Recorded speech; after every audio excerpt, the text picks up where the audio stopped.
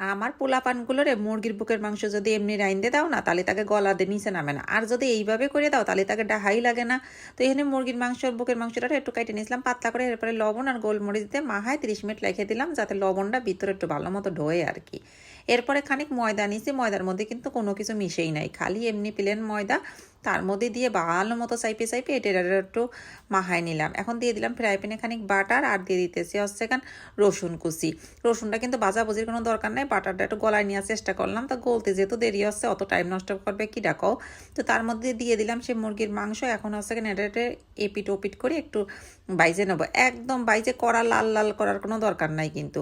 এখন দিয়ে দিলাম 1 কাপ গরুর দুধ, দিয়ে দিলাম চিলি ফ্লেক্স, তারপর যে মিক্স হার্ব আছে সেটা দিয়ে দিলাম, খানিক একটু লবণ দিলাম, দিয়ে সব কিছু মিশে এখন এটাতে ডাইকে দেবো সিদ্ধ হওয়ার জন্য, আর ঝোলটা যাতে একটু গাঢ় হয়ে যায়। তো দেখতেই পাচ্ছেন এনে কিন্তু অনেকটা গাঢ় হয়ে গেছে, এখন আমার মাংসটাও সিদ্ধ হয়ে গেছে। এখন দিয়ে দিলাম খানিক মজরেলা চিজ।